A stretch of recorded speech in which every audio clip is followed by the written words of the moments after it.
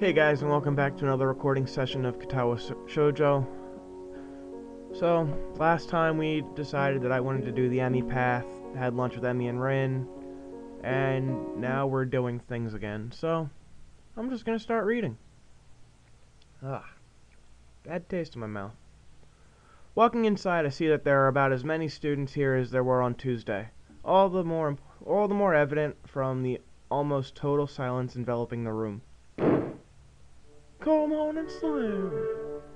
As I drop the book I borrow into the return slot in the counter, Yuko suddenly pops up from behind it, quite startled from the banging they make as they hit the trolley next to her.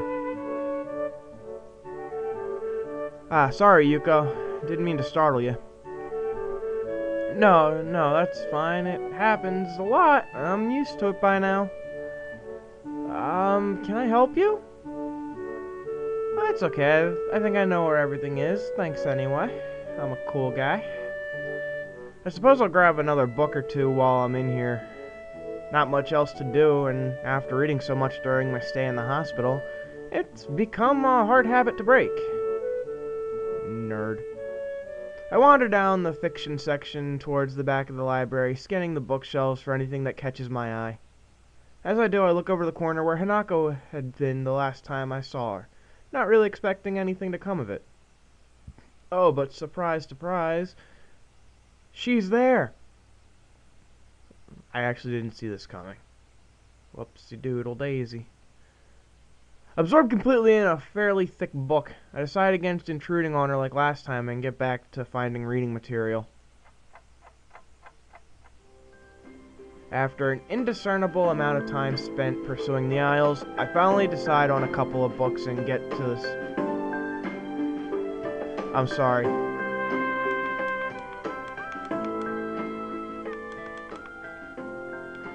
I gotta turn that down like a couple freaking about 100. It's freaking loud in my ear. After an indiscernible amount of time spent pursuing the aisles, that's a hard word to say. Hard sentence to say. I finally decided on a couple of books. Oh my fucking god, it just keeps getting louder. I don't know that it's loud to you guys. It's fucking crazy to me. I finally decided on a couple of books to get and slide them off the shelf. I'm gonna learn how to read one day. With a minimum of fuss, I quickly walk over to the counter, check out my books, and pop them into my bag as I walk out. By the time I leave the main building, sunset isn't too far away. A small trickle of students remain, but the majority have left, presumably to their homes and dorms. That was a weird whistle. Feeling utterly drained, I head to my room to read the books I borrowed.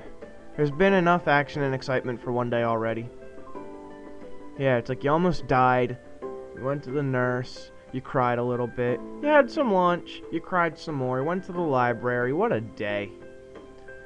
The first is Alice's Adventures in Wonderland. I know the story, of course, but I've never actually read the original book.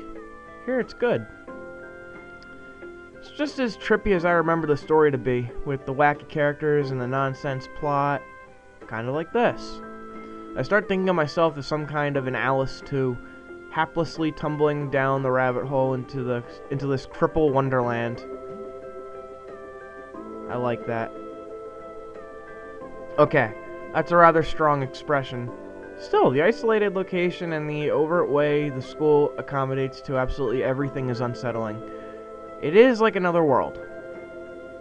I wonder why I can't shake the feeling of being an outsider like Alice, despite most everyone being so hospitable and friendly to me. Turning another page, my mind starts drifting further away from the book. It's quiet. I can hear my heartbeat thumping against the fabric of my shirt. For some reason, it makes me feel really bad, like it has since the time in the forest with Iwanako. Like I was locked in a cage with something nasty and scary. Oh my god, I had a voice crack, I went with it.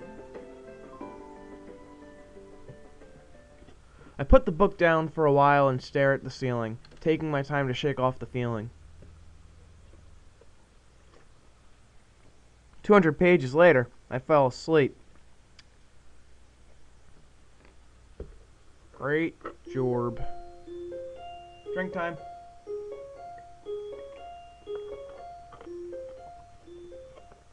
Some good Minute Maid fruit punch. The students roll into class for the Saturday morning session. Oh, that's right. Japanese students go to school on Saturdays. That's why they're so much better than us. Or are they? Each and every one of them sporting the tired eyes of people that have worked through the night. Festival's coming up, you know. With only a day left to prepare, I suppose it's not so surprising. Thankfully, we only have to suffer through classes until the lunch break, and then our time is our own. Hey, teach. Mutou lurches into class in a tired stagger. I suppose the students aren't the only people that enjoy their late Friday nights. Alcohol? Without saying a word, he scrawls some page and question numbers on the board and slumps down at his desk. It's completely atypical behavior for him, but it appears that no one in the class is going to call him out on it. He's hungover, leave him alone. Wordlessly, the students shuffle their textbooks into position and get to work, not wanting to break the trend that I do the same. Fatigue has made the class antisocial. Not a peep is heard among the ruffling papers. It's funny, because this is something normal for them. They go to school on Saturday mornings, they have half days. But it's still same school hours, they shouldn't be antisocial. It's just, Saturday. Weird. They're trying to Americanize it a little bit. Oh, we partied hard Friday night because Saturday's a weekend. Oh, wait, we have school. I'm going to turn the music back up now it's not so obnoxiously loud.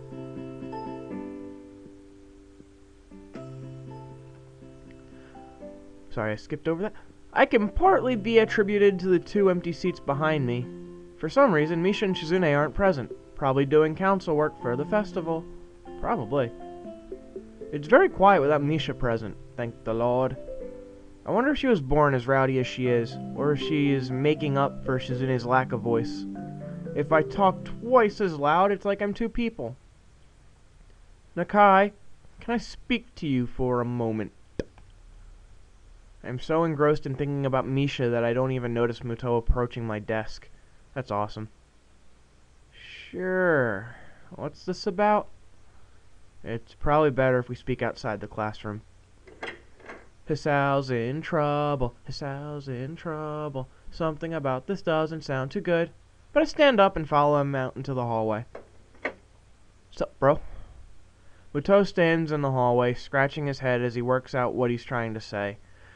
Not knowing what's going on, I wait silently. I heard from the school's head nurse that you had an incident the other day.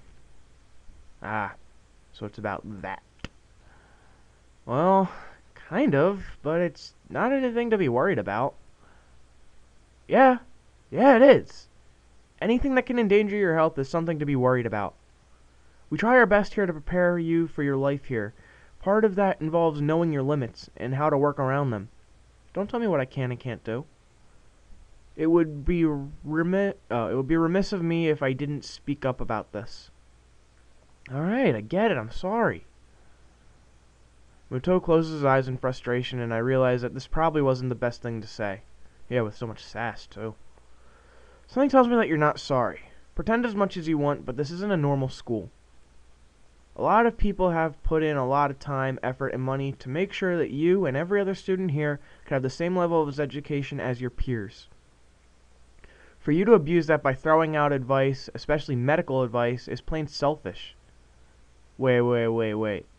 You're gonna tell a guy who has a heart condition he can't say how he feels because it's someone else's call. You're hungover and probably still drunk. I'm not quite sure if this is actually how he feels or if it's some act that he's practiced many times to guilt trip students into doing the right thing. Either way, it's working. I feel bad. I understand. This is all new to me, and I apologize. I know my limits now, and I'll be sticking to them. Mutou appears to lighten up a little, satisfied that his message has been received. So then, on to my next question. How are you finding your studies? I understand you were laid up for a while. We're not too far ahead, are we? I don't really think so. I tried to keep up when I was in the hospital, so it hasn't been too hard. Mutou taps his chin and raises an eyebrow as he absorbs this information. He gets stronger every time he learns a fact. Is that so? I suppose there are still students out there that realize the importance of learning. What? I wouldn't go that far. I was only trying to keep myself occupied in the little life support prison. Well, yeah, you gotta keep up with these things, right? That's exactly it. One wrong move in this world and you're left behind, right? Right. Wouldn't want that to happen. No, you wouldn't. Every week there's a new scientific discovery. Most of them mean nothing to the layperson, but any one of them could be the key to the next big thing. Keep that in mind. It's obvious that Mutou's serious talk is over and he's going back to his standard, slightly scatterbrained approach to life. I think in hindsight that I prefer him this way. He's slightly more predictable in his unpredictability. Yeah, I get that. Well then, I think that's all I really had to say. Let's get back inside, shall we? My relief at that suggestion is insurmountable. Sure, you're the boss, right? Mutou pauses for a moment. I don't think any of my students has ever said that to me. For an instant, I consider replying to this, but something deep within me tells me to shut my mouth and get back into the classroom. Yeah. A few of the students jump at the sound of the door, rapidly trying to pretend that they were working on the questions on the board. Some don't even bother, their heads slumped on the desk as they nap. Thankfully, it would appear that Mutou doesn't even notice them. He returns to his desk and retrieves his scientific journal from one of the drawers. I guess I got to him there. The class returns to the near silence, and Mutou and I left it in before our chat. Mixed feelings of tiredness and anticipation buzz around the room. Everyone here is either waiting for a chance to rest or the chance to get their last-minute preparations underway.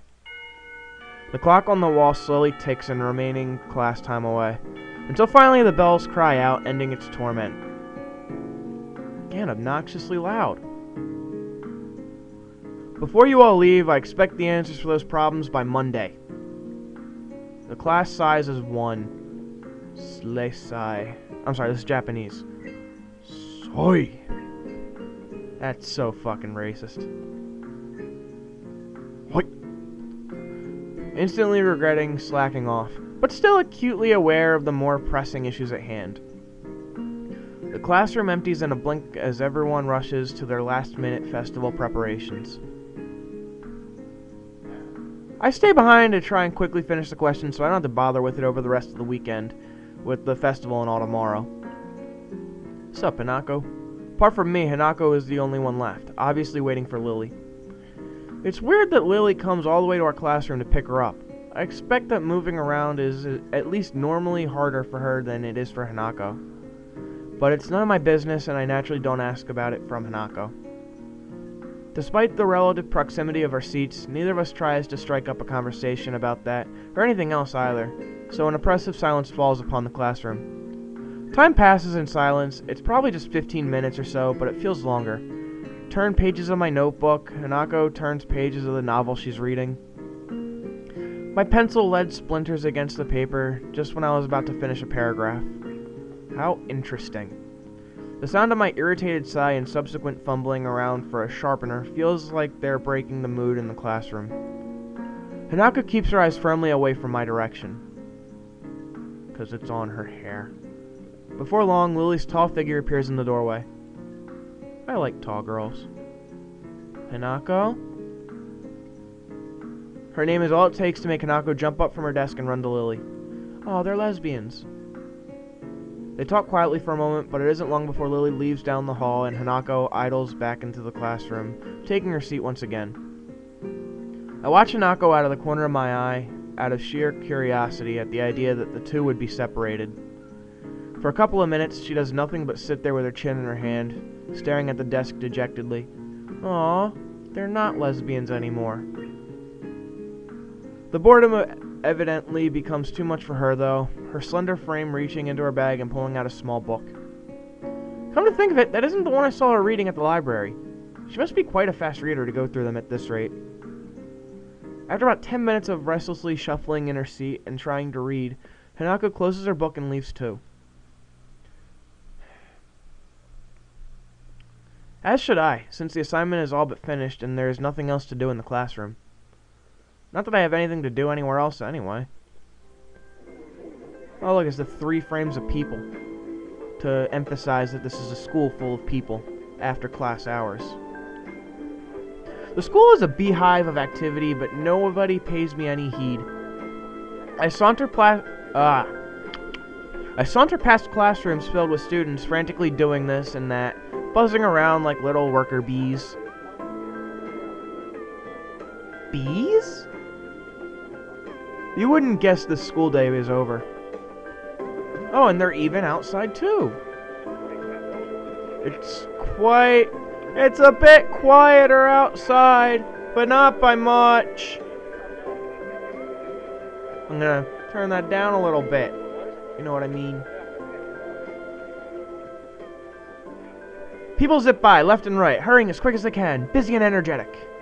I feel the opposite. The midday sun seems to be draining all the spirit out of my body, making it feel limp and all over.